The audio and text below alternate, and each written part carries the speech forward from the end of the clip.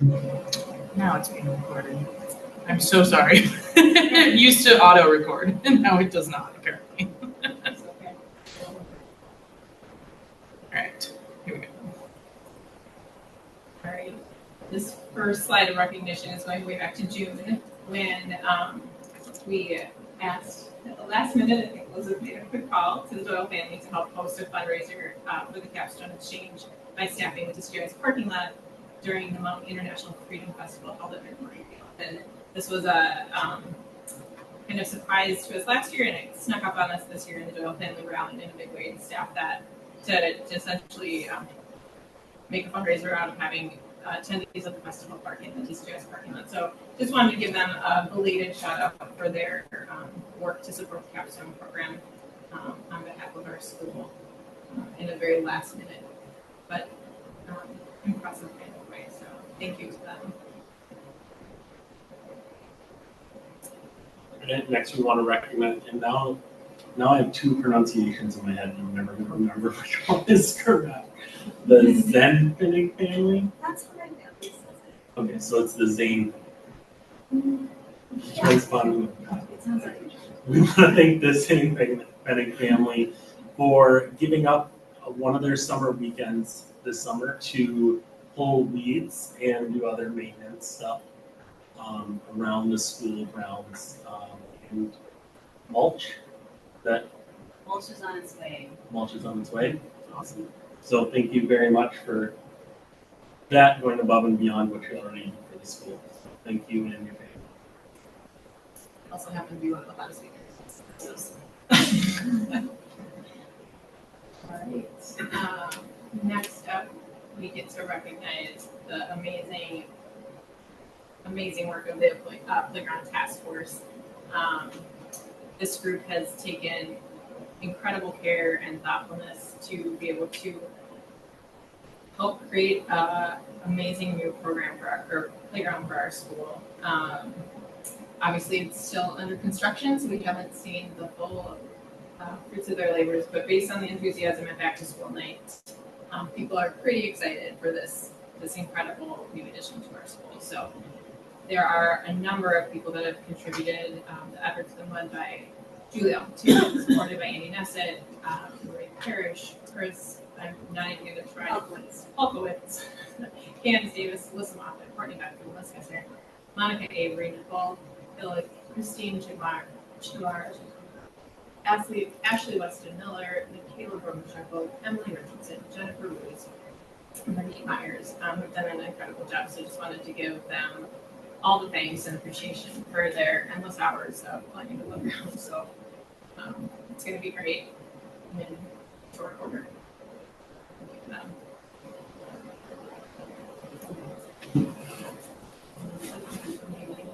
Yeah, we had summer camp this summer at TCGIS, and we are grateful to Andrew Megan, who was the glue between the old and new directorship of Kinder Club. And we welcome Daisy Gary-Fudaki as our new Kinder Club director. She stepped in this summer as the summer camp manager. We would thank Chris Tabish, Karen Carl Fretwell, Carol Clark and David Hicks, Frau Cartery and Jenkins, Frau Hahn, Frau Hartley, and our counselors are over there on the right side. Frau Lehman, Frau Mimi, Frau Emma, Frau Helena, Frau Nadia, Frau Vanessa, Frau China, Herr Cooper, Herr Max, Herr Jacob, and Herr Lucas. A great team this summer.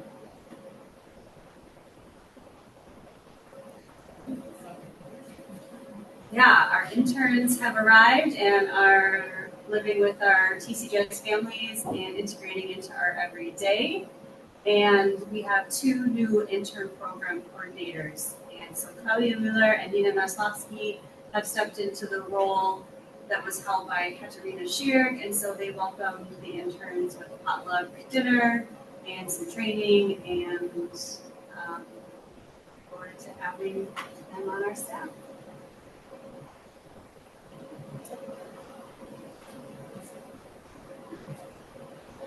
I think you get to keep going. The next Is it neat? agenda item is our director's report. Great. Just a second.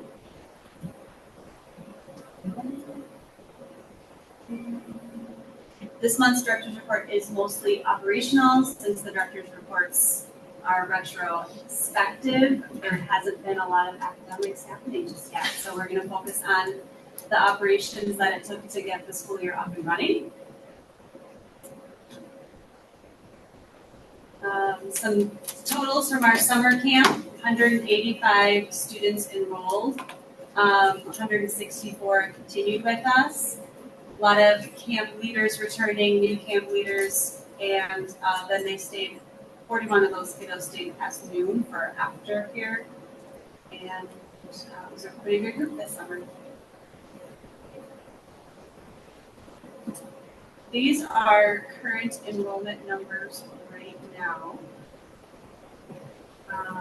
We lost quite a few in the week leading up to the first workshop week.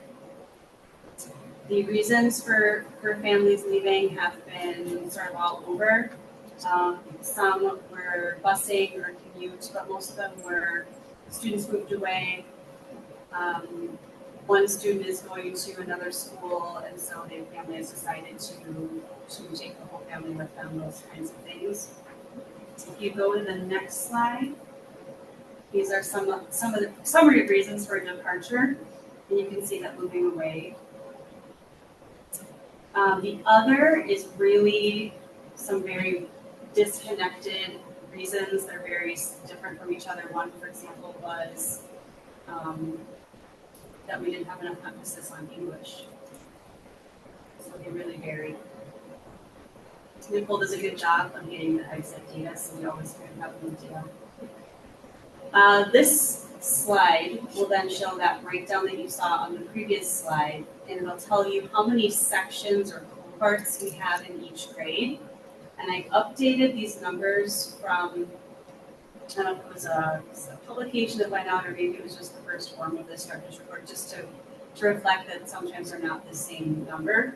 So in kindergarten, we ended up with 64. We have 3 sections. Some are 21, some are 22. In first grade, we are staying strong at 2 sections of 24. Third grade is 3 sections of 23. You're all even. Third grade, we have 3 sections.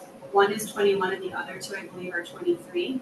And that just happens when the numbers are set and we lose 2 from one section. We don't at that point shuffle them to be even because the families have made commitments to a teacher, etc. Fourth grade, we have 3 sections, 22 and 23. Fifth grade, we talked about in spring that 59 is a really hard number. We proposed or passed the class size guidelines that sort of was right sizing some sectioning. And 58 is the number that we determined. This number 59 is just simply a grandfathering in of that process. We didn't lose any, we didn't gain any. There are 2 sections, one's at 29 and one's at 30. We did talk to 5th grade. I sent out some special communication with those families to talk about the supports that we have that are continuing through 5th grade. Remember, it's the bridge year. We have one of those sections is co-taught. One of those sections has some EA support. We still are continuing to do pullouts for ADSIS and for special education. And 6th grade is in 3 sections, 22 and 23. 7th grade is 2, 27 and 28. We lost 1 7th grader. And then 8th grade, there are 3 sections, and one is 22 and the other 2 are 24. Any enrollment questions? Can you just walk through what the process is for reaching out to the families once you kind of have an inkling that they might be leaving? Can you kind of just walk us through? When they have an inkling that we might be leaving. Well, or when you We get usually don't have an inkling that they might be leaving. We get notification that they have left. And then Nicole follows up, and she will call or email. And sometimes she can get them to answer the exit survey. Sometimes they don't. Sometimes they ghost us. She will give me the names of Like if she finds and determines that the reason is something that we should have a larger conversation about, then I reach out to them and put in place personal phone calls. We've been unsuccessful to deter anybody from that. Okay, next slide, Emily. These are the recruitment and outreach events that happened this summer. Paige has set up tabling at Midtown Local Market. She had a new family play date and a school tour that was just a couple weekends ago. We were at the GAI Wichita in June. There was a youth pride event, that's the one in the top right corner that you see. Homo Pride, Homo Ice Cream Social, the daytime activity. And then the alumni picnic, which was a success.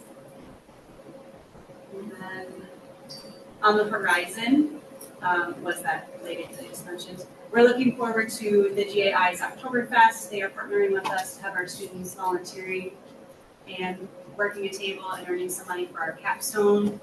We did some brainstorming to figure out what else in the community we could do, and so we're attending the Columbia Heights Pride event on Saturday. There's a couple of harvest festivals and a book festival, and Paige is representing TCGIS at College and Schools Field Day.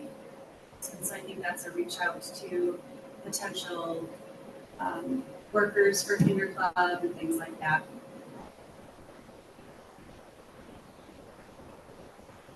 We've been working with Bloomwell still. Our contract ends September 30th, and they have given me just this week a comp for or a couple of prices on what a new contract would cost, and so we'll talk about that probably at the next meeting.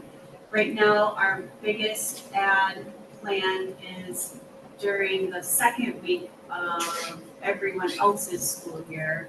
They will do an ad that's basically the, if you don't like your school that you chose, slide on over to TCGIS campaign.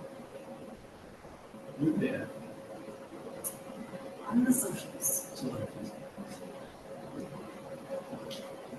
Paige does have a lot of flyers in most of the area coffee shops, in some of the libraries around the area.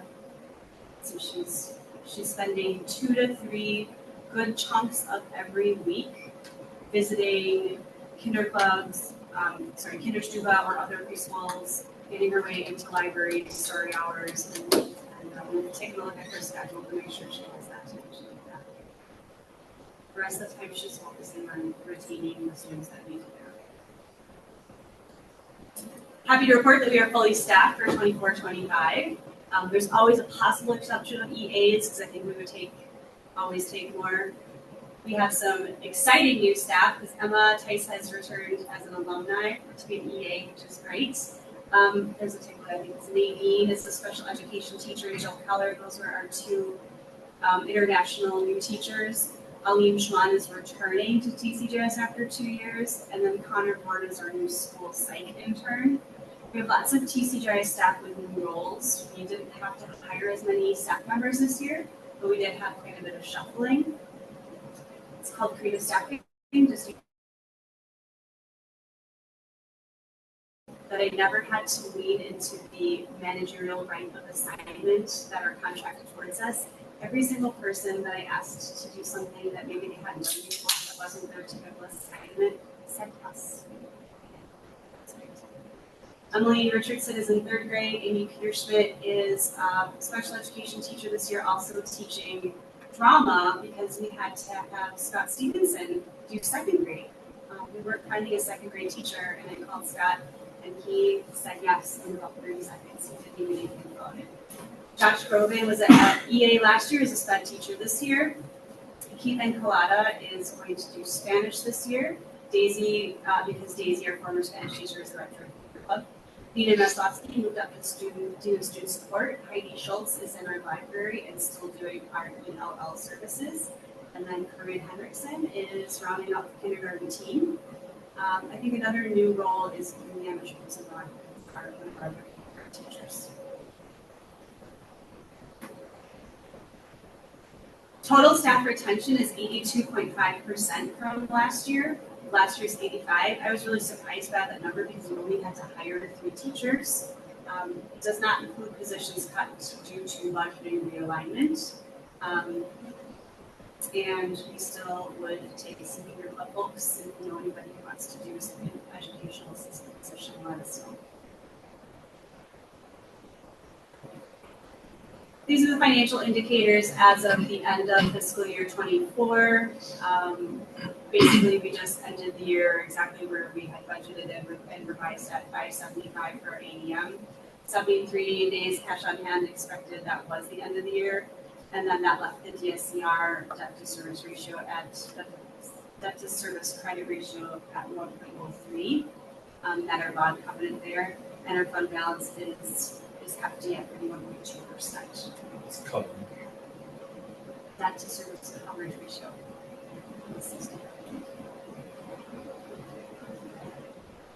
The next thing I'm going to move on to is the parent satisfaction survey results summary.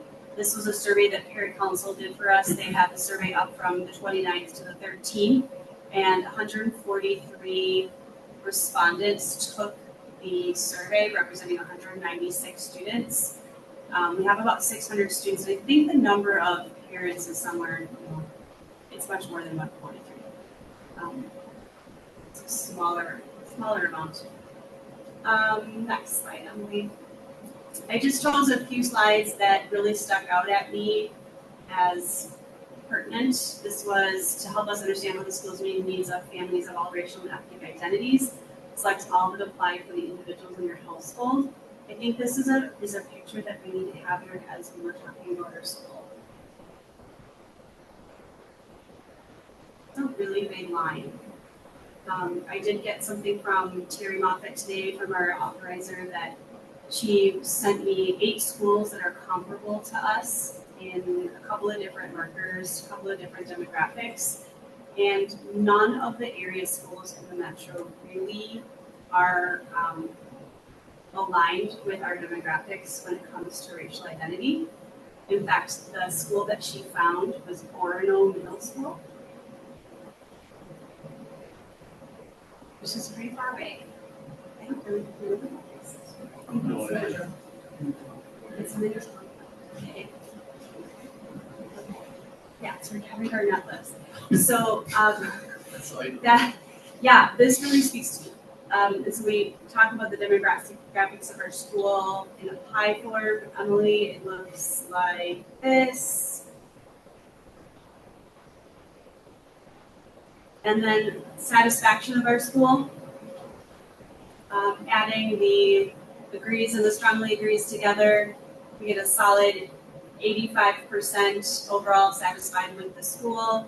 And then the numbers are, if you look at 22-23, we lost a few strongly agree, but gained some just plain agreeing. The other numbers have stayed really similar. Academic programs, again, pretty strong and has not changed much in the last 2. How did your family originally hear about TCJS? This is something that Paige and I had used when we were planning our kind of plan of attack for fall. These are the ones where the colors line up sort of strangely for me. I think that friend and family, that one, that 38.1%, is a really big number. And so when we talk about retention and we're talking about recruitment, we know that word of mouth is really strong for us. And we are going to keep that in mind when we're talking about academic programs and we're talking about how to increase academic rigor. This is for the entire, so came down to 8 today. Yeah. So it's existing families. I wonder if 8th grade families would answer differently. Yeah, I think so.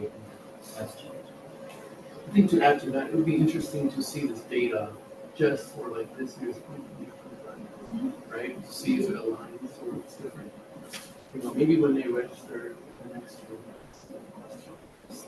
how did you hear about us? And we can, if it's the same grade, right? But it may skew differently, we may allow us to adjust. Especially for families where they don't have a student already. Right. Totally new to TCS. Yeah. Can you go back to your, just ask a question related to the breakdown of diversity?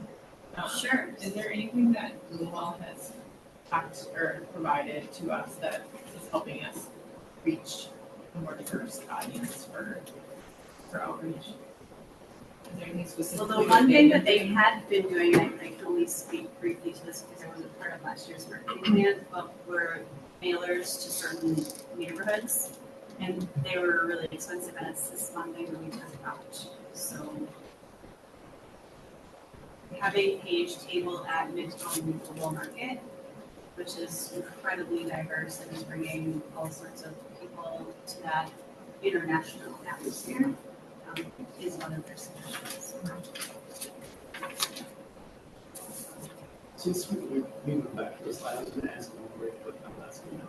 For sure. Is that decreasing in the building area or, you know what I mean? Is it moving? Are we becoming more diverse? Yeah.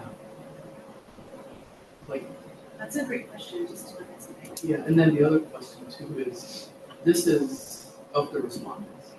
We have This is data of the of the students, right? How does that, like, does it mirror it or? So I just looked at the percentage of students of non-colored, students, not white students, it's 11%.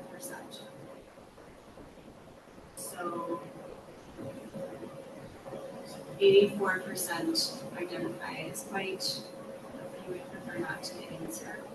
It's not too far off. And Orono, like we said, was at 10%. And then Yinghua, for example, 60%. And we like to compare ourselves to Yinghua a lot. A lot of similar missions and similar focuses, but not the same population of students. I don't know if that's dangerous, yeah, algorithm. Yeah. Our family feels we belong is the next slide. Yeah, right there. This was one of the highest numbers. Adding orange and green. Pretty good amount, again, of the respondents. School provides appropriate support to help all students reach behavior expectations. Was quite a large number for disagree. I thought it was a little bit less than last year's though. So this slide told me that we were going the right way when it came to responding to behavior. Are parents completely satisfied? The teachers of the school have built strong relationships with my children. In spring, I presented a little bit of the diversity to the student survey and whether students were feeling connected with teachers or not, and that showed an area for some growth as well. And so we're doing okay. We're doing okay. But that 46 for agree. I want to know what the difference is between agreeing and strongly agreeing there. Satisfied with my German skills. Just extracurricular activities. I think this is an area that we're doing really well, thanks to Dr. Chavish. She's running a great sports program. We added things like math club. Next slide. This is satisfaction with children's German skills. And the red on the top of 7th grade, this year's current 8th graders, I thought was really interesting. And I don't know enough about that, so we're going to dig into that a little bit. So you're knowing that that is the grade that has the DSD-1 this year. I wonder if they're getting nervous about that test, getting nervous about capstone. It'll be interesting to see if the assessment lines up, Right. this grade is more challenging in that aspect. Right. Right. We have heard it from 6th grade families, so that was where I would have expected it to land. In 1st grade, I think, 1st grade had struggles last year, so it was the German skills is just those parents wondering if the behavior that impacted the beginning of the year in some of those grades will make a lasting result in that lasting result. In 2nd grade, you have any reason what was going so well? Great result in 2nd grade. Any thoughts?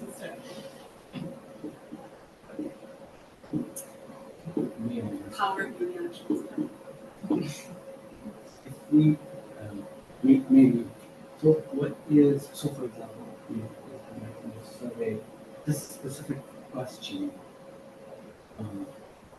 what information?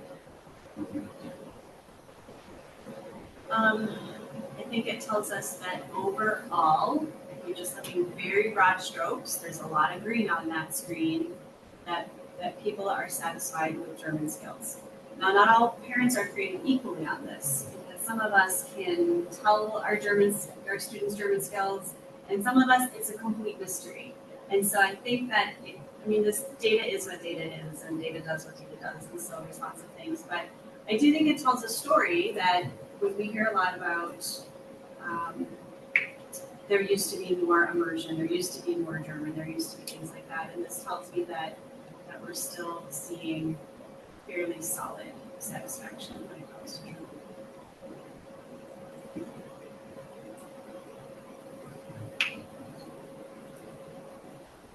For the last slide, were the parents able to answer that question from all the students? You shouldn't be able to. I was just wondering whether it's the 143 respondents and then 196, You could do it for each kid. but it would count. Like the main points, like the main questions, like I am all satisfied with the school wants, but this wants for the student. Got it.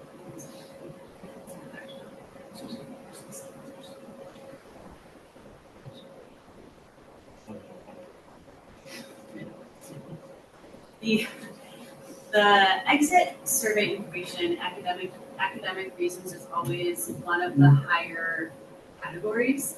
And so that tells me that we need to think about maybe expanding the answers on that exit survey, because the academic needs, most families are feeling satisfied with that.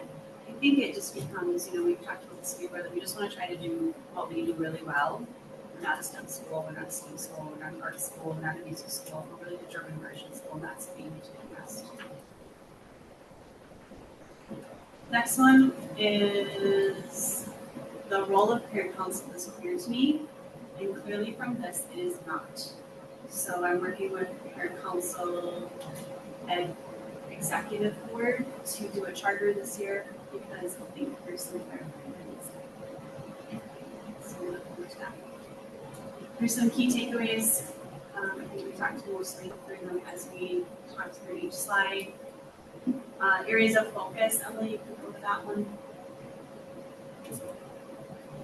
These are going to align with the things that we have planned, both in the milestones and in our task force work, is that we want to continue to expand on German language immersion, build out that concept. We have 2 immersion workshops in the first 2 weeks of school. We're setting homework expectations. One of the questions that parents are really split on is how much homework kids should have. So we're just going to kind of define that a little stronger. We're actually doing that tomorrow in our meetings.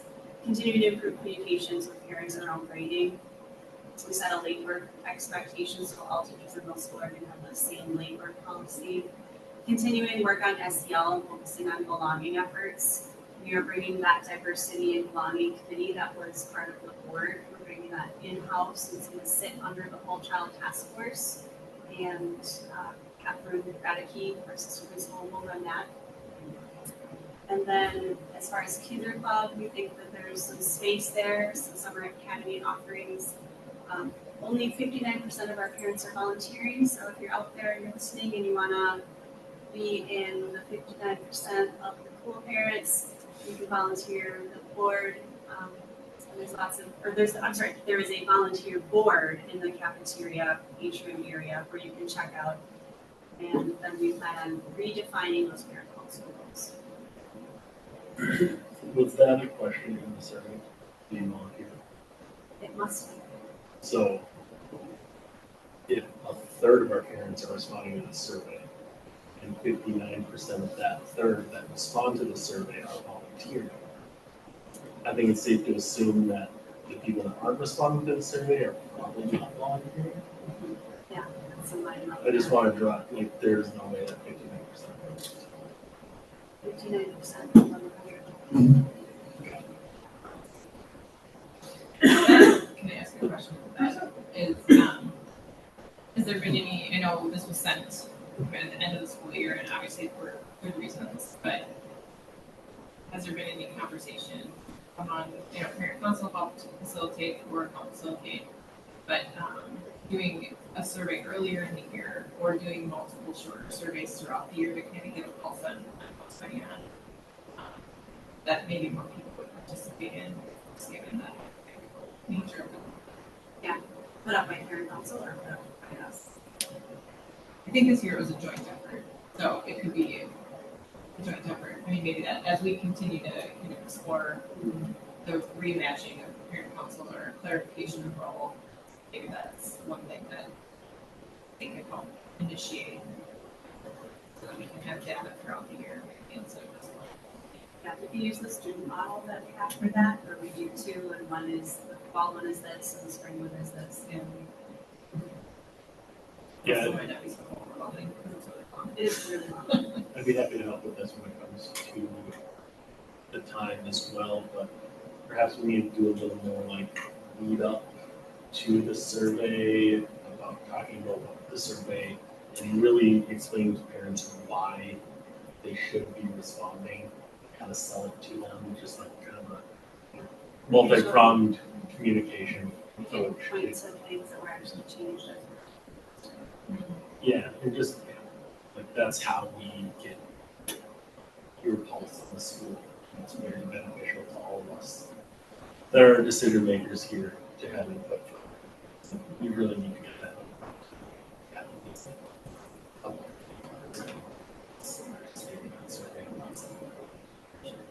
We even talked about after Halbjahreszeugnis, after the first half of the year, to do the survey, and then at the end, I think that was somehow in the talk. So that we see that after a couple of months, especially getting grades, how do parents feel?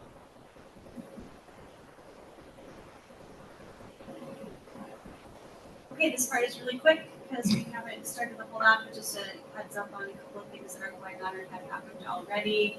Our mission-driven task forces are continuing. We've had Liana Schicker from Carleton, Patricia Schicker, she came to new teachers, she's coming tomorrow. Ralph Shue is back doing intercultural engagement with new teachers. Working with Megan Stetcher, our instructional coach from last year, she's going to do our language and learning objectives PE in October. The READ Act training, Frau Noy, Esther Noy is our literacy lead, and so we are set to do our READ Act training in, I think it's November, February, and March. This is training, remember, that is required for the entire state of Minnesota. Not all schools got into the training, and so they had to actually extend the deadline. TCJS got in, and we will do our training, and we will be completely compliant with the READ Act, which is pretty exciting. Emergent Concept is continuing with Dr. Amy Young, who was here with us in June. And then CPI training happened last week and is continuing tomorrow. That was big feedback that we heard from our staff. Our staff felt ill-equipped to handle student behavior by being trained in the middle of the year. And so we made that change and followed through with it, and they will be trained by the first Tuesday. So, second Tuesday. Crisis prevention intervention. And it is both de-escalation training, so talking a student down out of a crisis, and then also responding with physical holds if the event arises. It's mostly special education stuff. You came up with a business, that's all I talked to Elizabeth here about it. So thank you very much for listening and moving that. It's Andrew Calvin and Julie. I was gonna, guess a portion of behavior issues, come from students, but the other portion, we need to come that Lack of knowing how to respond. not go from knowing how to respond, but also maybe just, lack of knowing how to Regulating yourself is really important. Regulating this regulation. So that training works on things like co-regulating. So if there was, student independent training of teachers, just knowing We do a couple of those things throughout the year with Dr. McClure. She runs in those trainings. And we have one last year.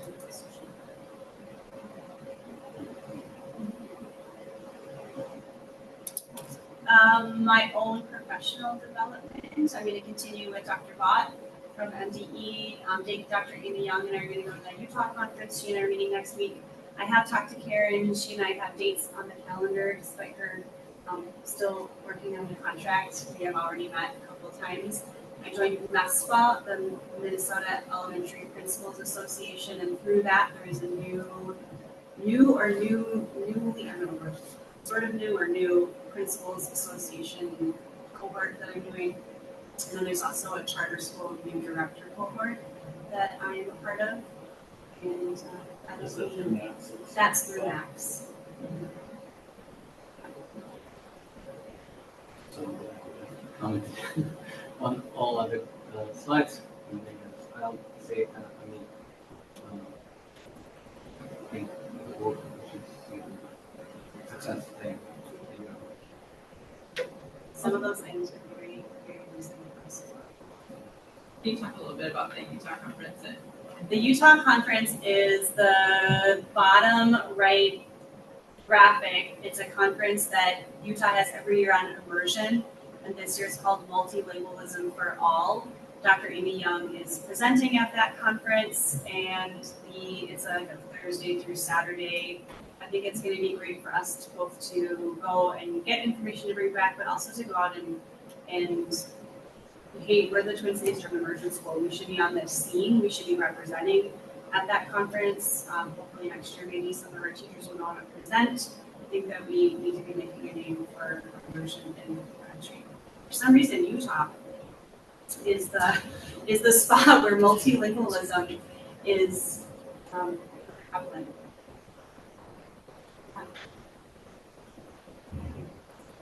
Teacher leadership that's continuing this year. Patrick Billhoff's going to stay on as our middle school coordinator. Claudia Miller has stepped into a couple of leadership roles. One is capstone, the other is interns, and she's staying on as our QComp coordinator. And then we've hired Kevin Aberhart on as our international staffing support. Again, rounding out some of the spots that Katerina shared, vacancy left, and then he is going to be the board support. That's it. That's quick. Any other questions?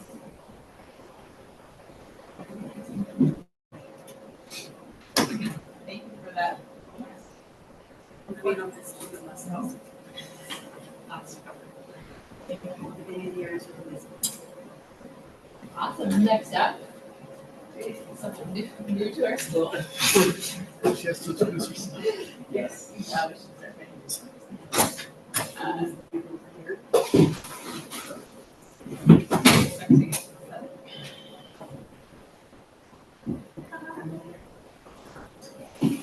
got you.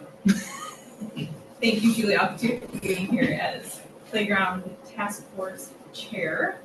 Give us an update on the incredible playground that's being built in between storms. That's been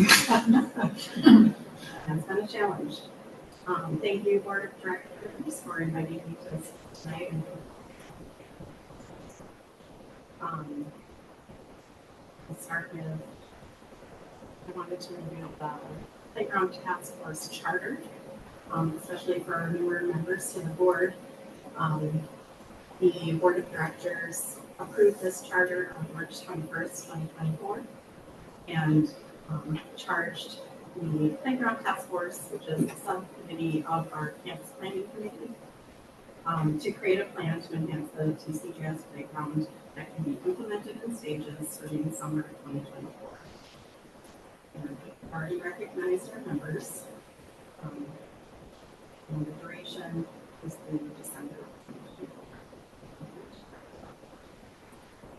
2024. Next slide. The vision of the task force is shown here. I think most of you have seen this before, so let's go to the next slide. This slide shows the specific objectives that the task force had and the status showing that it's complete. So objectives are more specific on writing requests for proposals for playground companies, researching grants, applying for them, creating a survey to get stakeholder feedback, holding listening sessions with students. All of these things have been completed, and our measures of success. So,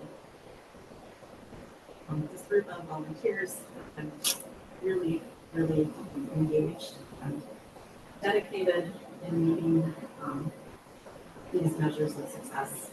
I want to thank them and we've been holding weekly meetings so that creates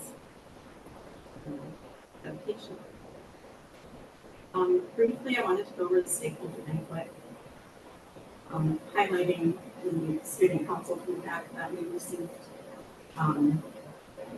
So these are taken from the slide deck that the student council sent to us and highlighting what they wanted to see. And you can see down at the very bottom, they wanted a volleyball pit, which is their favorite thing, like all things. So it's fun to see that one already installed. And then the second slide, our middle school student council went to every grade in the school and every classroom and surveyed the students from kindergarten and on up. They shared that every grade mentioned a desire for slides and swings. And then everyone fourth grade and up wanted soccer nets and volleyball nets. And of course, everyone was dissatisfied with the ground. And so thankfully, that's been torn up. And we're awaiting the wood chips. Hopefully, it's not raining tomorrow, we'll get done tomorrow. I also wanted to highlight how responsible and impressive it was to see them asking for rules to be properly enforced on the playground. When you see our students asking for this, I think you're signing that they're frustrated and hopefully something can be enforced clearly. Hoping some of the storage that we're going to provide will help that. So this is some of the storage. We also did a stakeholder feedback survey to the whole community. So families were asked to talk to their kids about it as they answered. And then a separate one was sent to staff as well. So the nature inspired was the highest preference of the style. So, which was one of the reasons we really leaned toward the wood chips. Also, it's very economical. And finally, the task force put this into quadrants of what we heard from stakeholders as being important and urgent. We're up in the upper right quadrant. Less urgent but still important is the seating and hangout space and replacing the traditional play structure. So those things are for phase 3.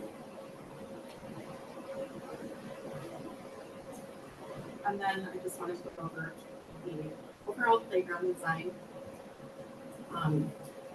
So we worked with a landscape architect. He worked at a reduced rate for us as a colleague of Chris Malkowitz, who is an architect on the task force.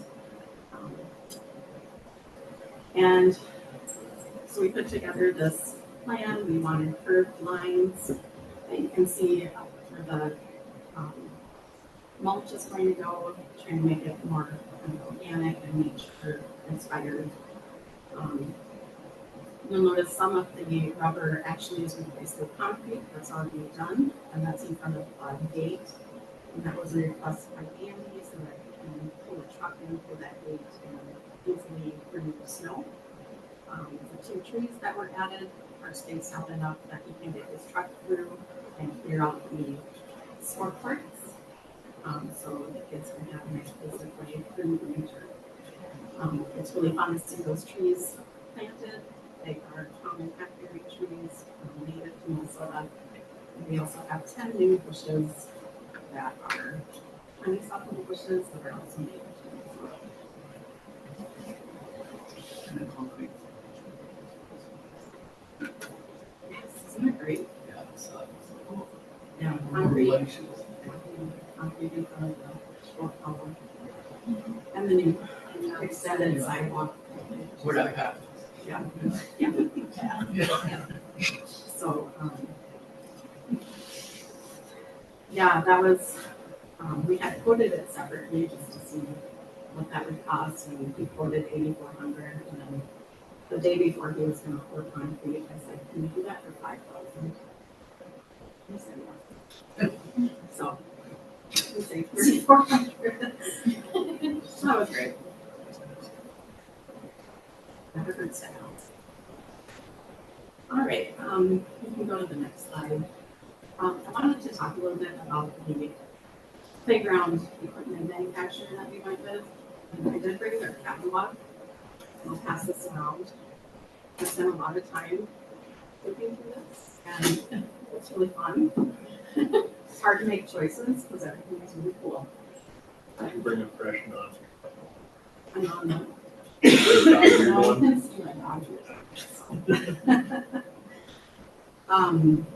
so Compan is the manufacturer of our current Explorer dome.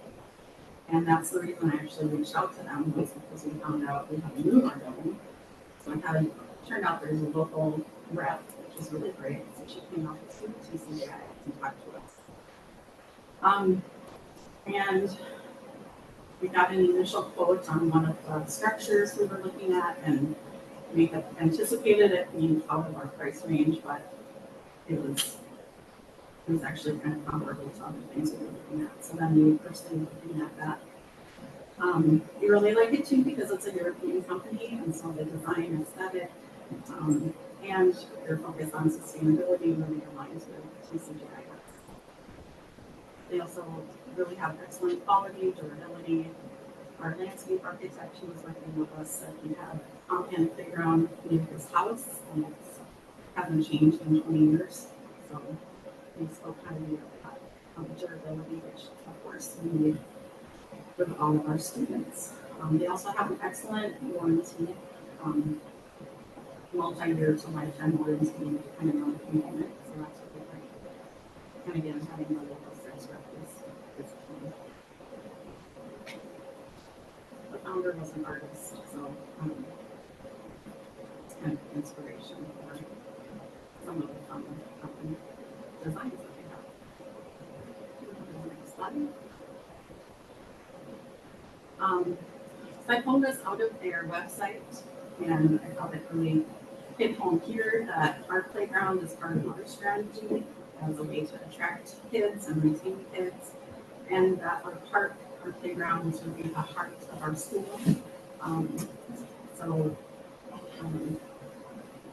It's just a result to me when they read that.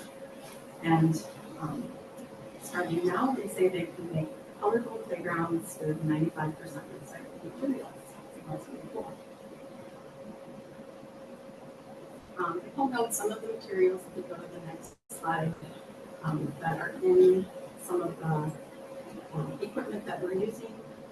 Hercules rope, we can read about that being made from recycled plastic. We call it made green at the bottom. The decks for play equipment that has the umbrella is made with 75% post-consumer recycled waste. And we read about the sourcing of the extruded aluminum is also done through sustainable energy sources. And everything you'll notice in the catalog has CO2 emissions readout for every product. So that's they are keeping track of that. So then finally, if you are interested and want to learn more about Compan, they put their website there. So I invite you to research that a little more detail. So this is the comprehensive design that the task force came up with for TCGIS. And you can see we're utilizing all of the available area for play equipment. The gray area around the play equipment is a fault zone, so that's an area that we have to keep clear. We can't really overlap very much. So we don't really did as much as we could. We're excited that we're able to offer shade, which is integrated into this play structure. And then the spinners, were really asked for by the students. We saw that on their list. Merry-go-rounds. We have a spinner that fits 12 kids. That should be a sight to see. And then another spinner that is just meant for one kid. So kind of something for everyone that wants to use. So I think you can flip through these slides. We're just here to give you different perspectives. We're really excited about this parkour for, go back one, sorry. In the upper right and the lower right, that we call it parkour floor. It's wood and ropes, and it'll be a really cool fun feature for the kids. All right. And then we did calculate the capacity, play equipment, and some catalogs. They estimate how many kids can play on it. We estimated 60 for our current play structure. We don't know that number exactly, but you'll notice that we can fit more kids on the equipment, 165 versus 130, and the kids will be more spread out. So I think make them more safe around and recess time. Kids aren't running into each other as much. And those capacity numbers don't include the sport court areas. And we do have 150 kids that go out for recess every shift. So this should be great capacity. And just another view showing the seating and the spinner. You can see the little spinner in the back. We have another spinner planned that is off to the left. It's a vertical pole spinner, it's called. So that would be bought in this area. And then just going back to our priorities, checking in how we're doing in our phase 1 and our phase 2. Phase 1 is happening now. Phase 2 will happen in October. We are really meeting all of the important and urgent priorities. So that's exciting to see. And then we have our site set on phase 3 to meet important and urgent. I'll mention that the community art on the new wall, we have it as phase 4. In the meantime, we are planning to paint the lower 6, the bottom 6 feet in a dark gray chalkboard paint. This is Andy's project. We might request a couple volunteers to stay tuned. Okay, so the kids, since they already write on chalk, they're putting the chalk on the walls, this will create a better this is going to do it before it's intentional. It's blank canvas. All right. Any questions on anything like this so far?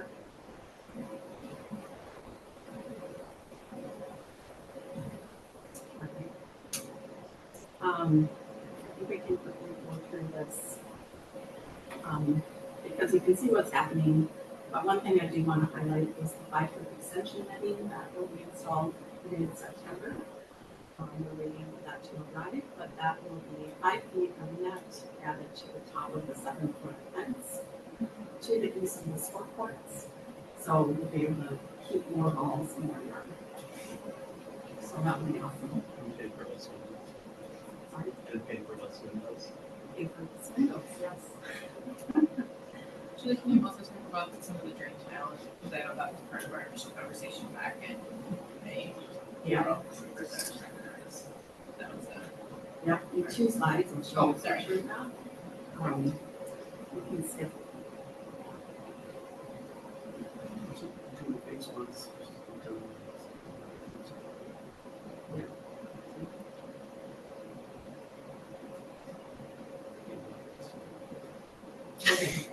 Okay. So those people.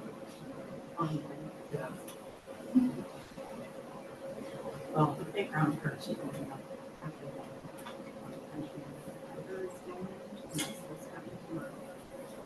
So there was some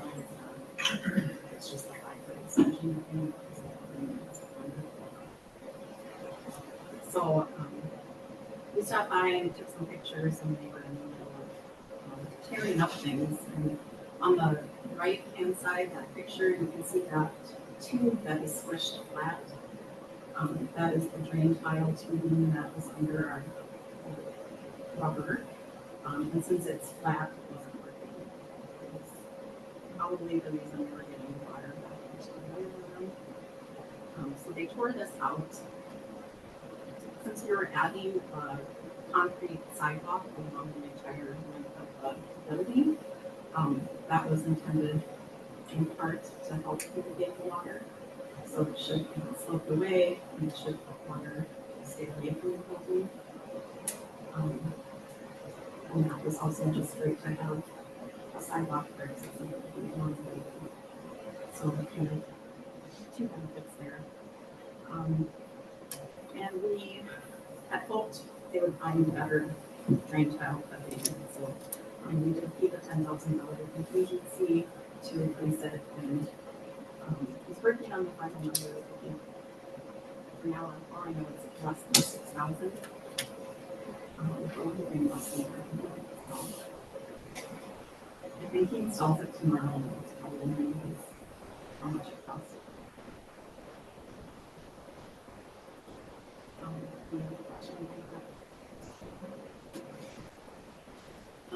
This just has fun information about the native tree species. Here it is for the birds, which is fun. The next slide. So we got that ball pit. Thank you to the volunteers for helping Andy get that put together last Friday. And the next slide is our storage. So wait a little bit with some pictures to envision it. There's going to be one storage for our recess and a separate storage for think club. We have different sets of equipment, and these both can be locked, so they'll be locked and controlled by the recess staff. And understand that the administration is working on a plan for the system for check-in, check-out, check-out, check-in system. This one shows in detail the cost of everything.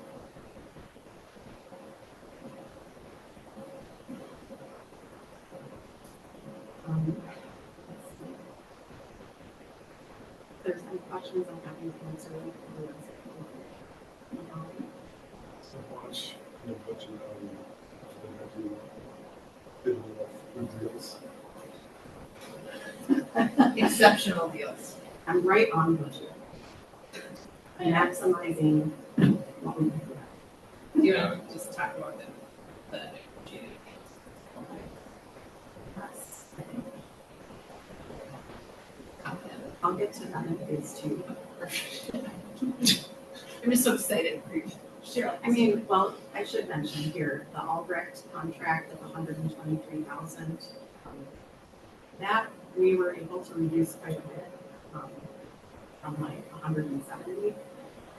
And that was really through value engineering, what we could do. Like our initial drawing had another sidewalk kind of going through the middle of all the shapes that I did that. Kind of, we were thinking we needed a more fancy drain into, it was a trench drain, so that was kind of expensive. But we determined we didn't need that because we already have such a great basin that's built in underneath the sport courts, and that's something that we did and spent some extra money on when we did our previous expansion. So that's really set up to act like a mini garden, but not as pretty as a mini garden, but it's all underground, and it's water gets filtered, collected, and then flows more slowly to the home, which is the idea.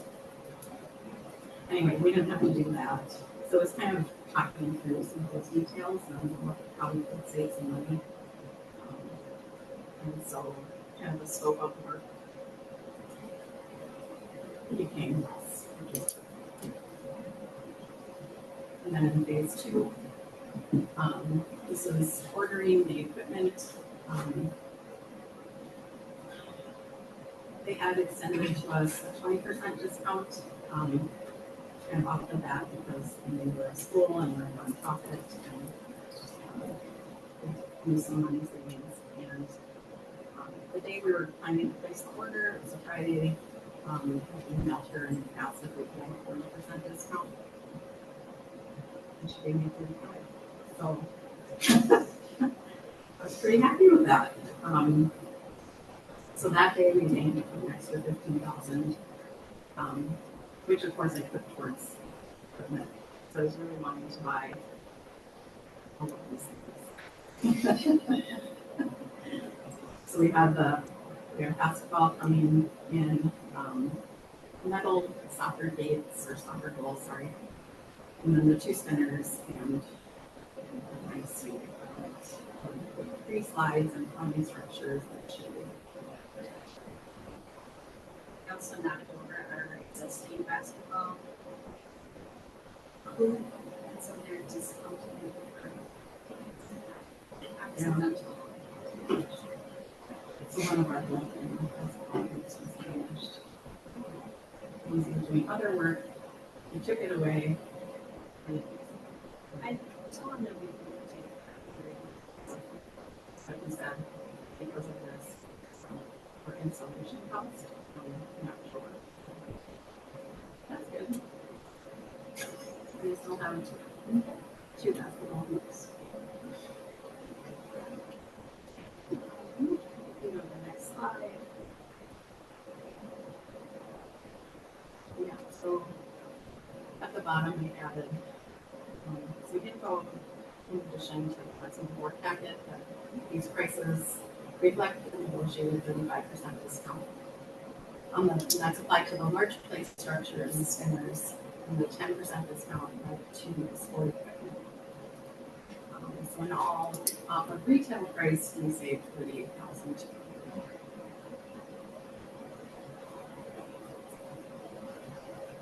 And I wanted to highlight that we are funding this through multiple sources.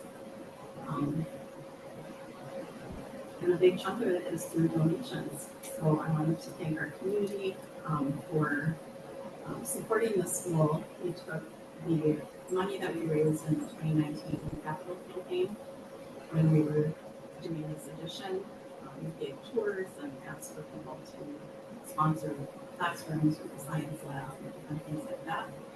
So we had some sponsors. And so also the PTO did specific fundraising for a playground upgrade, and they raised $15,000. So the $15,000 combined with the capital campaign, $42,500, so $57,500 donations. And then $100,000 came from the community services fund, and that was a fund that was specifically our revenues generated from Kinder Club and summer camp. And that's not revenue generated in 1 year, but it's revenue that has been collected over multiple years. So as that's been saved up, we were able to use that money to improve the playground. And community service funds are restricted in what they can be used for. So they do need to be used for something that benefits the community. And so a playground upgrade fit perfectly with that. And then $120,500 came from the TCGI's fund balance for the capital improvement funds. And this was all for I also wanted to mention you applied for several grants, but we have not been granted so far. The next slide has some more detail on the grants. So you can see the ones we've applied to, and then we've requested some in-kind donations, like the storage sheds we're buying from Costco, so we wrote a letter saying we're buying this, would you want to pick in some balls to put in it, just some small things like that. And we have heard back in the negative from one grant, but also donation. And Compan, after I got the 35% discount, so I asked if they would just donate us something. Which for $38,000 in discount, we kind of did. Yeah. So. They said no to that, but. Then there's three more that, just time wise, it's past the due date, but we could look at that for next year. And we need to thank our grant team on the task force, really digging into that, working hard on bringing this up. Okay, that brings us to phase 3. So phase 3 is pending more funding. This would be on the east side of our school that we replace the play structure that is currently there. And you can see the variety of things that we're looking at. I've already described the parkour more. We also have somersault bars. We have another spinner that I mentioned, that floor spinner, a little sandbox. And then we asked the kids for their opinions on option 1 or 2 of these kind of unique movement rides, either the track ride or the pendulum swing. They're both priced within $2,000 of each other. We also have a surprise ball, which is like that basketball thing. We can have it lower for kids to shoot baskets. Some seating, which is recycled plastic and really durable and colorful seating. The volleyball nets, that would be removable, the post would be removable. We'd like to add that in. And then painting of the sport court and painting foursquare and hopscotch. So there's a lot included there. The next slide is another highlight of the materials. This one they say it's board green. It's meant to be harvested and used for this. It's really, really robust, and we don't need to use any chemical preservatives. So this would be a great material to add to our nature inspired playground. All right, so this is a close-up of the track ride. The next one is a close-up of the pendulum swing. Both are super fun. The next one shows a couple other components. And we can keep scrolling. This one shows kind of how the kids use it, just to picture it. The pendulum swing has a capacity of 8. The track ride is 1 kid at a time. But some kids can also play on that structure behind them, so I think it's 5 or something. And then at back to school night, we took votes, through stickers, and the track ride came out ahead in this sample. So something like that might be it. I did notice though it was mostly younger kids voting, so I thought maybe we could tap into the student council and make sure that they do circles on the high school. Is any of the other new equipment schools? No. And that was one of the main things asked for. Yeah, but swings take quite a bit of space, and I think But this would be a version of this one. it would be, yes. Pretty cool swing, and that's a swing that we see in Germany. Yeah, it looks pretty cool. I saw the boat and it's kind of. We'll see. I don't feel like it's done. I'll go and whip some boats for this. There is a pendulum swing from a different supplier. So Compan said neither of these 2 items are installed in the cities every year, which is kind of cool because it would make our playground a station playground. But there is a pendulum swing similar to this one in St. Paul, where the board factory used to be. It was really near Trinity Park. I don't know the name of it, but people could go there and try it out. Next is the kind of design we're looking at for a more colorful painting on the sport courts. And then the added games on the big area. And then the money is sport equipment, and includes the volleyball net and the prize basket. Sport court painting, you can update that to 90,500. So full time painting. So that's active, 9,500. Play equipment, this one's 9,995. And the seating, 7,700. Free installation, I haven't gotten a confirmation from the installer yet, but for the current installation happening in October, they charged us 20% of the retail price. So that's what I asked you I did talk to Andy about the sport court paving today, on the test side. We found probably that will be a stencil, and the stencil is anywhere from $250 to maybe $500 depending on the size. And then he feels pretty confident that he could paint it, and then if we own the stencil, we would be able to touch it up and maintain it. So he's very interested in doing what he can to reduce the cost of this work. I was gonna ask for that, was 95, no, is that paying the entire service? Or just the lines? It's, you go to the county, it's just the lines. And then the ceilings, where there's the door. I did give my first drawing to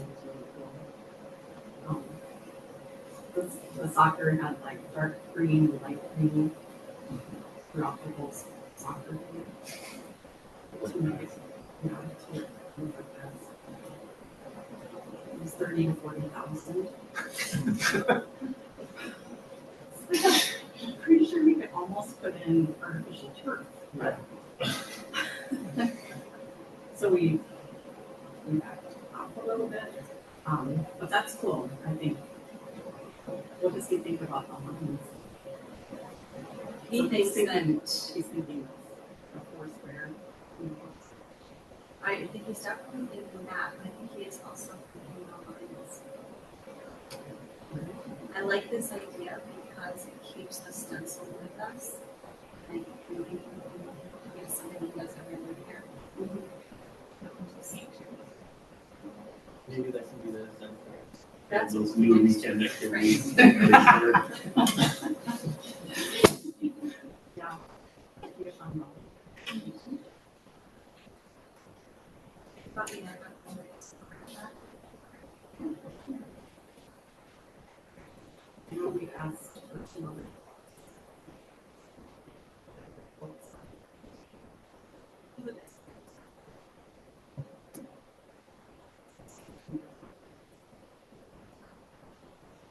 Okay, second roll.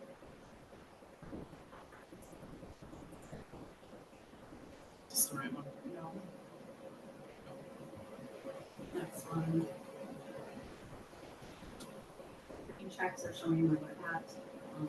Sounds like tomorrow we'll do all the chalkboard paints and we can check that off. And we're on schedule. Still behind schedule because of all the rain. But we're still on schedule for tomorrow. For the engineered wood fiber to be blown in the main play area. And you'll notice that the sidewalks and the curbs that were installed are 12 inches tall. We'll have 12 inches of mulch, and that's what it takes to create a safe fall zone and fall cushion for the kids. So I do want to point out that that has to be updated. We have to build in some maintenance every couple of years to put more in. Just to put that up, because it will progress.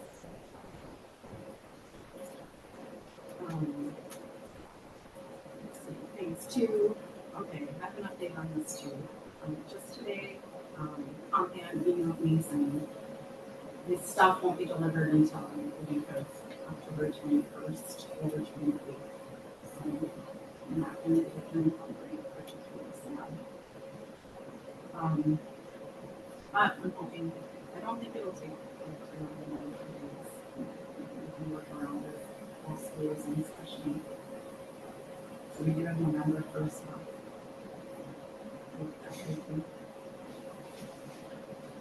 And then everything circled in orange is currently unfunded, and we've put a couple of possible dates. If we could order phase 3 equipment in December, we could possibly install it spring break for some people.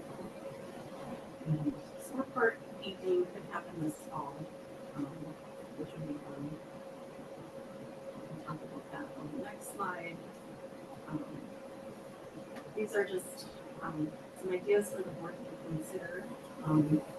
Thinking in September, it would be great if the board could consider approving money for volleyball net and this whole park painting and maybe having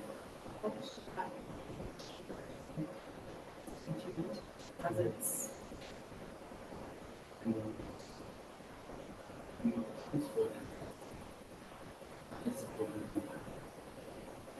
Yeah, that's what I'm proposing. We currently have 20,000 in Fund 4, which is the community. So there's money there that we could use to fund painting and volleyball. Do they have to be for cleaning snow? Yeah, for the snow. Where they go.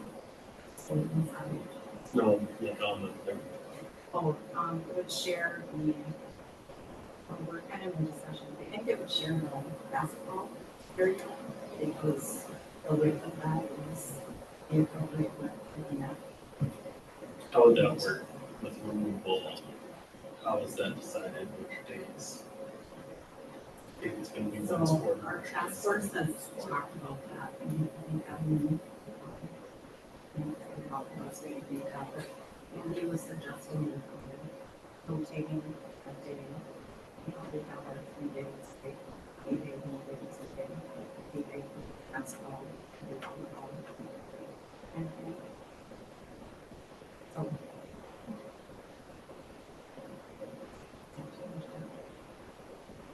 It works out. It's not shown on the drawings, but we want to add the volleyball lines as well. And that's included in the 1,500 drawing.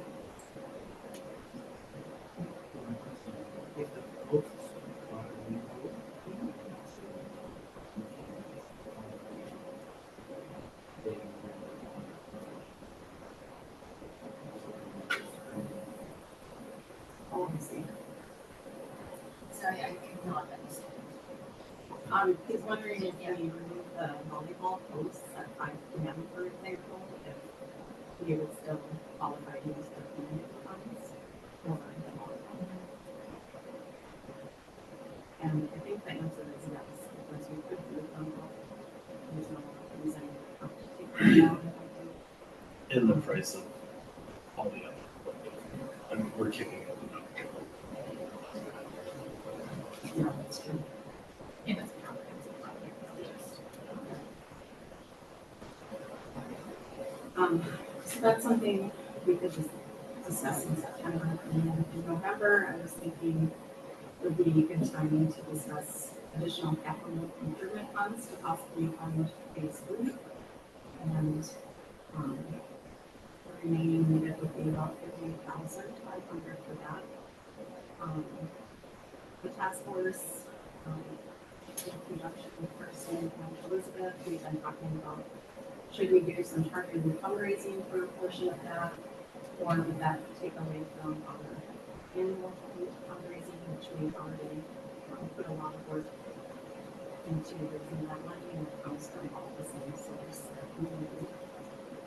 So my understanding is that the fundraising committee is going to discuss that as an overall strategy and recommendation on what to do about fundraising. Of course, we have our grants that we're going to take care about, so it could be possible that we could see grant money. And then also between now and the November meeting, campus crime committee will have a chance to meet twice and look at the overall priorities and needs on our campus, and hopefully have more accurate quotes on what that will cost. And we'll be able to put together a list of priorities and funding sources and their recommendations to the board. And hoping that we will be able to- So that's important. So we can think of- Okay, I did pull out your quote. Thank you for that.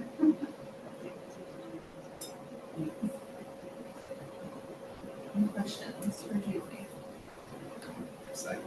What are the other two big pieces of equipment need to be ordered in order to go into summer?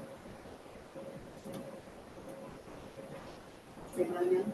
When do the two bigger, or like when does the compound equipment need to be ordered to get it to go in during the summer? So we're proposing the new stuff though for phase 3 going during the spring break. Because it's hard to install stuff in the middle of winter. Especially for concrete buildings. And so it's basically too late to order any more equipment. The equipment we have coming is something that we're kind of all over. And so the note I received today is that if we order next week, it'll probably come in December. And it's not enough to make it installed. So we have time to figure this out and hopefully feel good about whenever we decide to place an order. And it's at least 12 weeks out. I'm gonna say 12 to 15 because it got pushed out, so. Yeah. Do you have any idea if we're gonna get any of the grants? Don't have any idea. There was one that reached out and asked for more information, which she seemed promising. So we gave them that info and we sent them back. So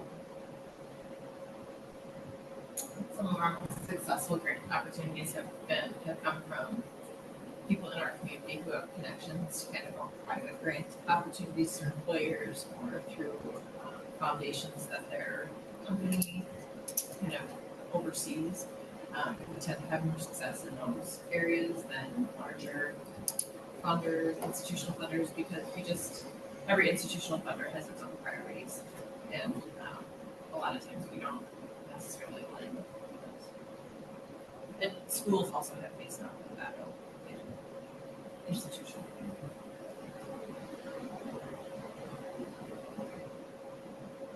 Just say thank you. Thank you for your incredible work and your it's exciting. And with that, I will move to recess until, we'll take 10-minute recess and re-adjourn at 8:22.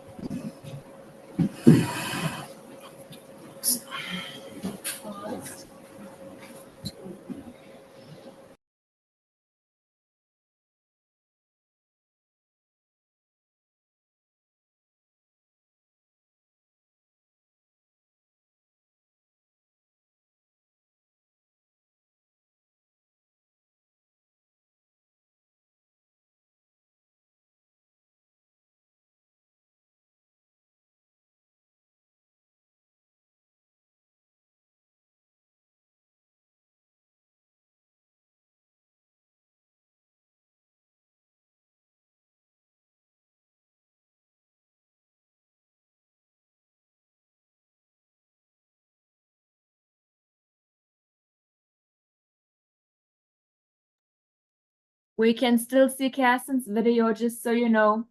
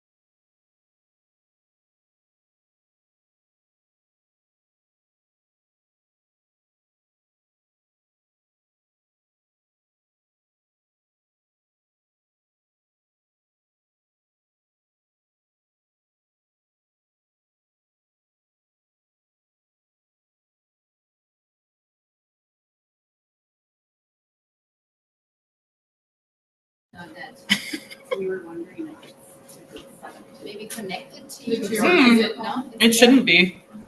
It should be connected to, I can double check really quick. Nope, it's to the, oh wait. It's at the oh man. The white is, All right, try that now. it's showing that it's Yeah. white. Connected. Is it easier to hear anybody online? Well, now it'd be easier to hear us, not you. Well, it was internal, so it was coming out of here. Right? So that's why they could not hear us properly. Yeah, it defaulted again. Oh, it's your computer. To that computer, yeah. I'm surprised they could hear us at all. That's impressive. All right. We all set? I think so. Okay, it is 8:25 and I am calling this August meeting of the Twin Cities Board of Directors back into session. Moving on to agenda item 8, we'll run through committee reports quickly, and I think we got everybody back. Okay. I'll start with committee of the whole. We did meet on the 15th for our first committee of the whole meeting. By and large, it was a lot of just catching up for the year ahead, making some plans, reviewing playground plans, board processes, trainings, making plans for back to school night, and then also reviewing the procurement policy that we'll be reviewing later tonight in this meeting, and then talking about some items that the Finance Committee is considering, which we'll hear from Director Hyden in just a moment. So overall, just kind of a kickoff to the year and making some plans for the upcoming fall and winter. So with that, would you like to give a finance and facilities Yeah. update? First, Emily, thank you for putting the board pack together. However, this is the 23-24 minutes. That's why I texted you about meeting minutes, because I didn't see any from this month. Yeah, I thought you sent it. I'll make sure to put him in the proper link then to make sure he has the 24-25 minutes. So the minutes that are in here are not correct. However, the Finance Committee did meet a few weeks ago. We went over the preliminary end of the year numbers, which the highlights were in the director's report, so I won't go over those. And then the other major part of the discussion was possibly moving all our accounting and accounts from Bremer Bank to Choice Bank. So anybody that wasn't there at the committee of the whole meeting, quick overview, reached out to Choice Bank at the suggestion of our outsourced CFO, Kelly Rimpla.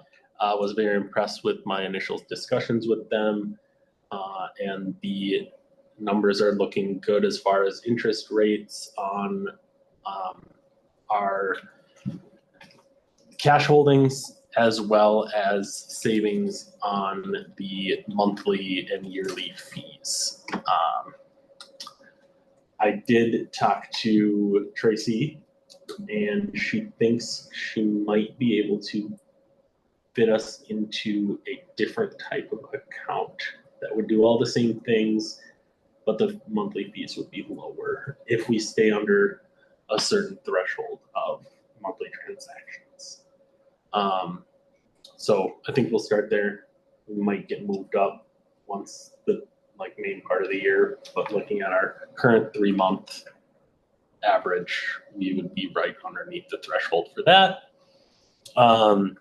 But the two biggest reasons we would change are, one, we could get interest on 100% of our cash holdings. And the rate is a flexible rate that's always 50 basis points under the current max Fed rate. So as the Fed rate changes, ours will change. How it's currently at, the max Fed rate is currently at 5.5%, so we'd be at 5%. We're currently at like 0.25%. So even as rates get lowered, as is anticipated, it would have to get lowered quite a bit of way, quite a ways to not be advantageous for us. And also, even without getting the reduced fees, their fees are a couple $100s a month cheaper on average looking than what Bremer is. That combined with, they actually have a department that deals with charter schools, where I don't know if Bremer has any other charter schools or not, but I know our account representative, you're their only charter school. So Elizabeth, Isabel, Kim, and I met with Tracy, who would be our main point of contact at Choice, and her boss, the branch president, Mark. Branch manager, Mark. Branch manager, and he would also be the one that handled all the ABC stuff if we were to move that as well. I thought the meeting went very well. I did come to school a little bit early today to pick up to talk to Isabel for a few minutes. Isabel seemed concerned that there was going to be a lot of work at a bad time to get the move done, but she understands that it's the best or the thing that we should do. And I assured her that we would try to help out as much as we can. I said I'd reach out to a couple of our board members, had one in mind in particular that would maybe want to take the opportunity to learn some stuff and get to know Isabel and help her out. So we'll talk about that. But yeah, I think, go ahead. I can briefly, Richard. Just doing so the expected interest rate, let's say. What? The expected Fed interest rate 2026 is like 2%. Yeah, so we'd still be at 1.5% instead of 0.25%. Is that where? Oh, you said 0.25. I thought you said 2.5. Yeah, no, 2.25. Oh, Essentially zero. right. Their monthly fees are double what the interest we make on $2 million is. So Okay. yeah, No, yes, it's going to go that's down. Yes, economically we all want it to go down, but it would still be a smart move. And the relationships that will exist once the move is done, I think are a reason enough to do it. They were very kind, and they said that their organization is about paying forward in volunteerism, and they said that we can call on them if we have a carnival and we need some extra help, that they do those sorts of things. Oh yeah, I forgot. They'll even send people to help. I asked what they would do lunch duty. They weren't open to that, but other. Well, it's not like Tracy would do it I once. mean, she did also Just answer to- the question that Isabel had today about, or Isabel and Kim were both asking on behalf of our international staff and our interns about opening accounts and things like that. And she did get back to us within hours detailing exactly, yep, this would work. We would need this, this, this, and this. Yeah, they just seem extremely responsive. And that's the main point of contact. She has people that work under her that would be in our, like, available to assist us as well. So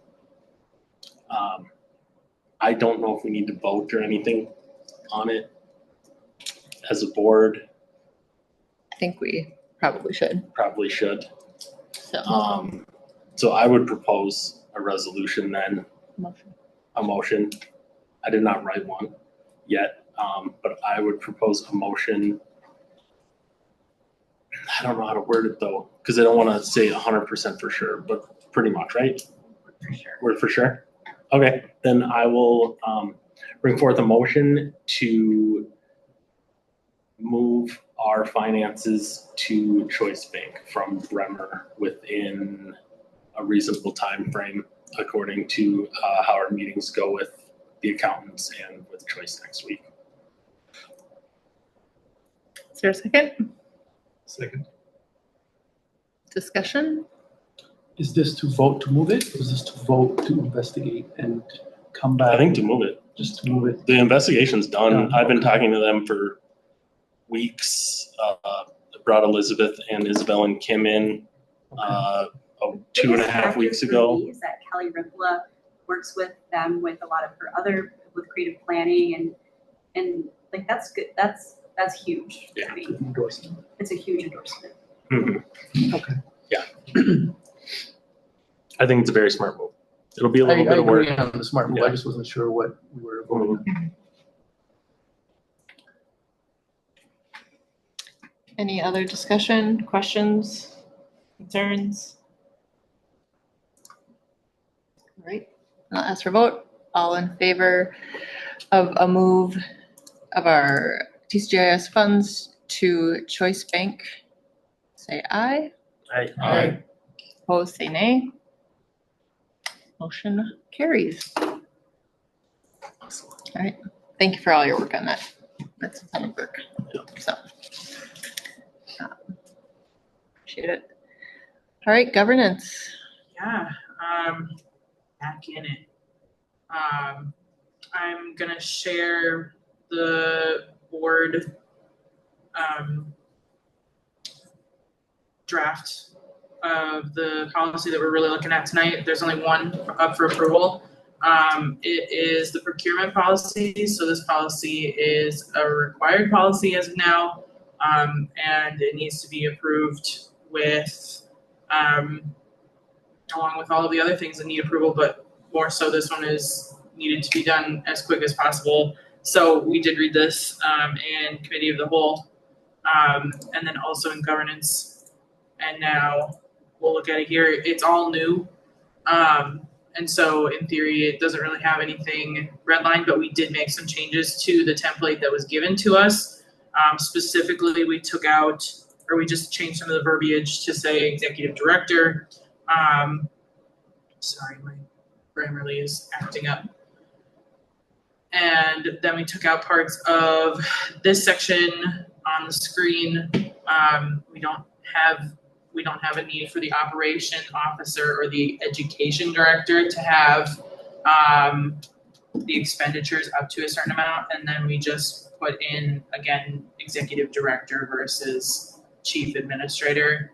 That values up to $100,000. And that was the main different change that we made to this policy. There's a lot of federal funding notices in here, and there's actually work at the bottom about when these take effect. So it's a very in-depth policy, so I was grateful for the template. And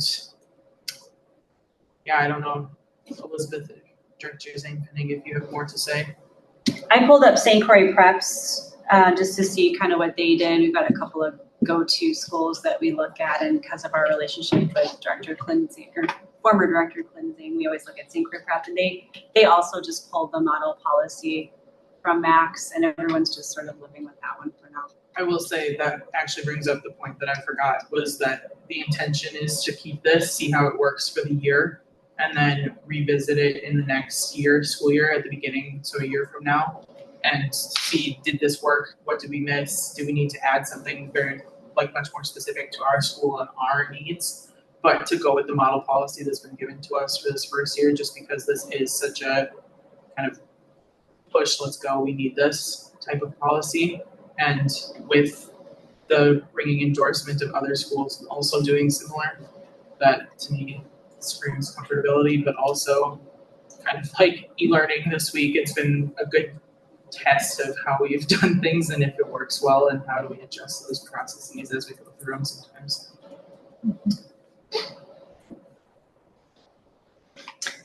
Any other questions on the procurement policy? I know we talked about it at length in committee of the whole, so. The only thing that I'm wondering about is if it should go in which series. I wasn't 100% sure, and I wasn't sure what. What are you deciding between? Yeah. Need to pull it up.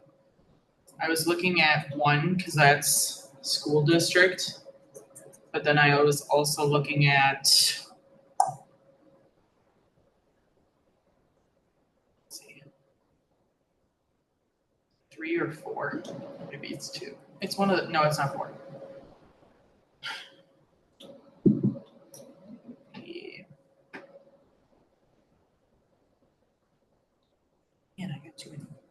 archives.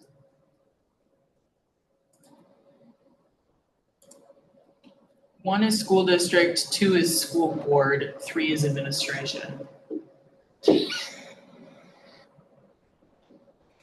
I don't think it should go in 300s. No, I think it's probably Yeah. district. That's what I was gonna say. District. So this would go out to be policy 113. With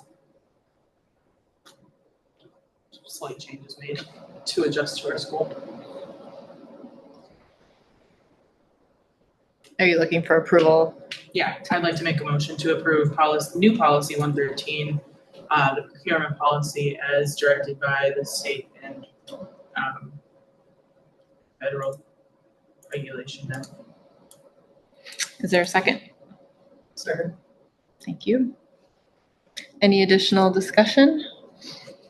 If you're wondering, St. Croix Prep has it in their 700s, which we do not have, and it's operations and business services. So it's an opportunity to have it be the first 700 series. We have a 700 series of non-instruction. Oh, so ours is different. I think it's just different. Some of them are not. I mean, most of them, like when I talked to Zach the lawyer, the 500s are all students. Because 714, for example, is fund balance. Oh, We it's have next to their fund balance. an operations series. We don't have an operations series now.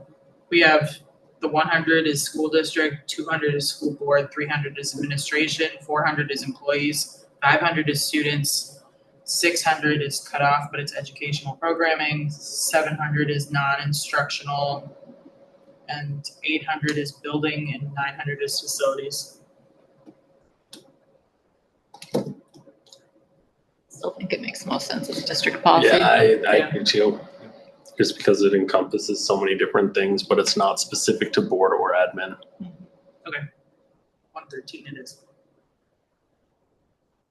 Thanks for all your work on this. This was- Well, thanks to the governance committee, which is you, for all the work on this. I know bringing a new policy, especially one this robust, is a lot, even if most of it is taken verbatim from a model policy. Still a lot to look through and consider. Thank you for all those that have helped, honestly, because this was one that kind of was like, hey, we have to do this now. And I was like, okay. Again, grateful for templates. All right. All those in favor of adopting school district policy 113 as noted in the board packet, say aye. Aye. Opposed, say nay. Motion carries. All right. Policy 213. 113. Wait, No, the policy next one. 213. Oh, yeah, sorry, apologies. The other thing that we need to do from governance tonight is to vote on waiving the Pledge of Allegiance for the year. So I would make a motion to waive that. Is there a second? Second. Discussion. Emily, can you provide any context as to, or Elizabeth, as to why we opt to waive the Pledge of Allegiance? I think there's definitely a cultural component to that in our school. It definitely is a more senior thing than my tenure year, so it's always kind of been something we've done.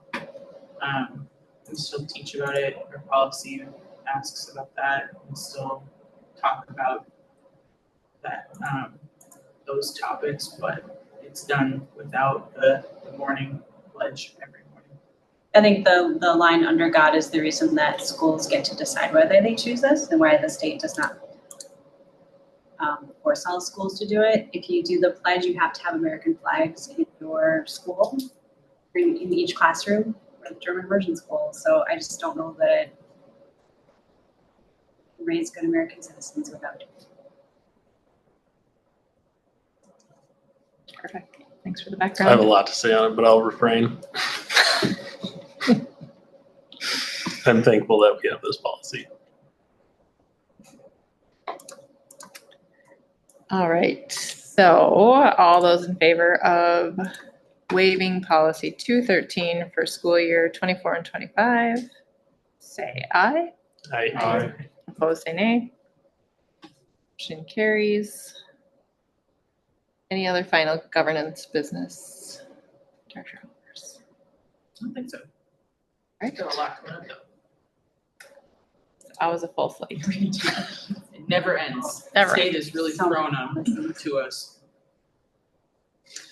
All right. For the executive committee, I think the one kind of holdover that we have in terms of board governance this year is just officially nominating our board liaisons. And we have 3. We have a parent liaison, staff liaison, and administrative liaison.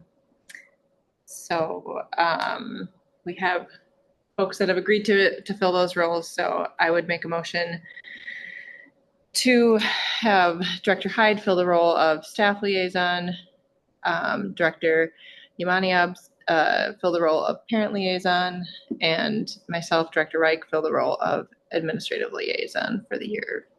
Do I have a second?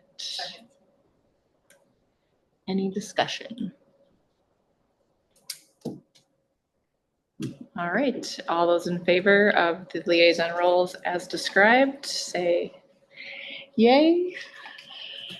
Not aye. Not aye. Yay, it's getting late. Opposed, say nay. All right, motion carries. Can we start saying the yays have it? Sure. If it gets past 9, then we can start saying that stuff. All right. Our last item of business is also somewhat of a holdover from our June meeting, where we introduced the idea of an award, a Heart and Soul Award, to recognize a volunteer of the year each year at TCGIS, because we know that our community depends on volunteers to help make our school great. And it really does play an incredibly important role in getting a lot of work done and providing an amazing academic experience for our kids. So we, in June, proposed establishing the Heartsblut Prize Award in honor of Julie Alcatude, who happens to be here today. So we didn't want to make her vote on her own resolution. So we are going to officially vote on adopting this resolution to establish a special award in honor of Julie's incredible volunteer service to our school tonight. I do believe, Emily, we're able to quick add the link. Perfect.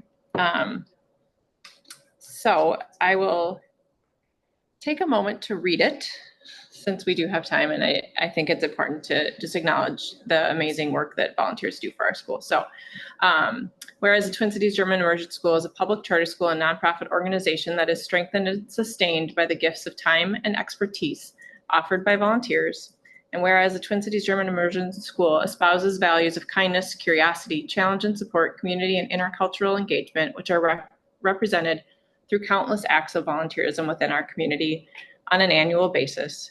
And whereas the Twin Cities German Immersion School is committed to embracing, recognizing, and honoring the undeniable impact of the contributions of its many volunteers, whereas acts of generosity beget other acts of generosity and lead to a more vibrant, engaged, and invested school community, therefore be it resolved that the Twin Cities German Immersion School Board of Directors proudly establishes the Heartsblut Prize, the Heart and Soul Award, to be given annually by the board, consistent with the criteria established by the board, to a volunteer within the school community who exemplifies the school's values and who has helped advance the school's mission of innovative education of the whole child through German immersion, through volunteer efforts consistent with the school's vision of Andere Herren, Andere Sehen, Welthafen, Denken und Handeln, educating multi-world citizens who listen to others, see others, and think and act with an open mind. Therefore, be it further resolved that this award is established as a tribute to Julie Alcatude, who devoted countless hours of thoughtful, strategic, compassionate, and mission-driven volunteer service that exemplified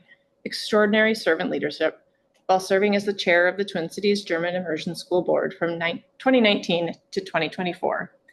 And therefore be it further resolved that the inaugural Hartsbrit Prize Award will be conferred to Julie Alcatute in recognition of her immense contributions to the Twin Cities German Immersion School, which will leave a legacy for years to come. So I would make a motion that we adopt this resolution to establish this annual award in honor of Julie Alcatute. Do I have a I'm going to second? second this one. Yeah. I'm not going to wait for anybody else to chime in. Discussion. What does Herzblut mean? Loosely translated by my German-speaking friends, heart and soul. Heart and soul. I think we continue to see the impact of Julie's contribution. Literally, we just Heart and Really, blood. like, That's yeah. even better.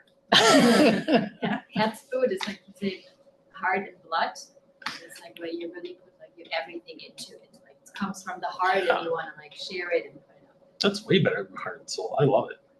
I feel like it's the explanation that really gets it Yeah. going. But We'll leave the English as heart and soul. Okay. Because heart and blood. obviously, Julie has continued to be a tremendous I know. volunteer. I was trying not to make a joke, but it seems like you're on your way for a second one. You're trying for a second one. I'll step back. I feel like we may have stipulated that it's a one-time thing, but you know, not that it wouldn't be well-deserved. But, volunteers do make a tremendous difference for our school, and obviously all of us here are volunteering. So thank you all for signing up to do this. And I would encourage anybody out there listening to find a way to plug in, because when you do, your experience here is only enriched and your kids' experience here is only enriched. So it takes all of us doing our part to make our mission happen. So thank you to all of our volunteers, and I hope that this will be a really great way to foster continued volunteerism at our school. There we go. Did we vote? No. No, we didn't vote. Gosh, so. I was waiting for 9 minutes so we can say the yeas have it. To the yeas. Oh. Would you like to make a motion? No, you already made I already made the motion. Okay, so we have to call a vote. vote. God, I need to go to bed. Okay, so with that, All those in favor? all those in favor? Say yay and or aye. Yay, and or aye. Aye. Opposed, say nay. Motion carries. All right. And with that, Thank you so much. you already got your award, so I don't have anything to give you tonight. All right, do we have to make a motion to? close I this think you meeting? just call it. All right. All right, I will officially adjourn this meeting of the Twin Cities German Immersion School at 8:52 p.m. Meeting adjourned. There we go. Wasn't too rocky for the first one.